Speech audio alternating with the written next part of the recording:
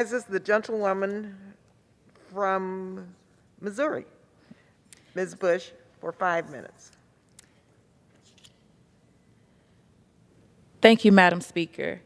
St. Louis and I rise today because if America's students are not taught the truth in school, we can at least make the floor of the House of Representatives their classroom. My name is Cori Bush, but Bush was not the name that my paternal ancestors in Nigeria carried. Bush was the last name forced upon them by their slave masters right here in America. My maternal ancestors carried the last name Blakeney, forced upon them by their slave masters in Pageland, South Carolina. Our Black ancestors were kidnapped, stolen from their homelands. They were the 12 million Africans who were shackled, branded, and packed into the bows of slave ships during what is known as the Middle Passage, where 2 million Africans died. Poor ventilation, burning heat, no room to stand, no room to turn their bodies, forced to lay in their own feces and urine. They were starved, dehydrated, poisoned, and beaten. Those who survived the Middle Passage survived only to be brought onto these shores, bought and sold at auctions like the goods their forced labor was producing. These auctions launched a long-standing practice in America in which white folks, including white women, scrutinize and violate the bodies of Black people, especially Black women. We're going to tell the truth today. Black adults and Black children enslaved and forced to endure being tormented, being tortured, being raped by white slave owners on slave ships and on the plantations.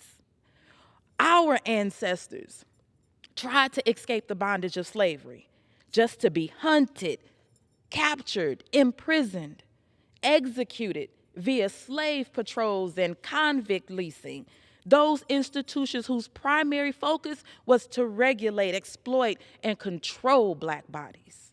More than 1,700 congressmen once enslaved Black people, 1,700 people who routinely cast votes cultivating, conserving, and codifying white supremacy did not view Black people as human beings.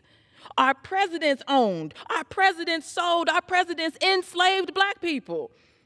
The image behind me, this image is the truth of our country's history that our students are denied. This is what lynching in America, this is what it looks like. What we must remember is that for every Black person they hung from a tree, dozens of white people came to celebrate. When our students don't learn about these lynchings in school, it's not to just deny us our justice.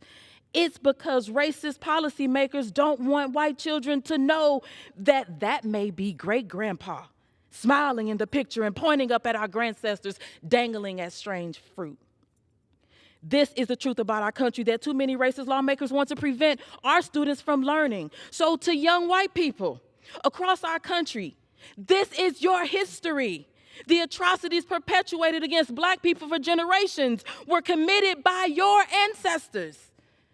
Not all of you, but many of you. So you have to know this is American history. So what will you do to help repair the damage? What will you do to help us achieve reparations for the harm done? And if your history books do not teach this history, question the book. Talk to your school district. Tell them that we don't want a whitewashed history. We want and deserve the truth. Thank you, and I yield back.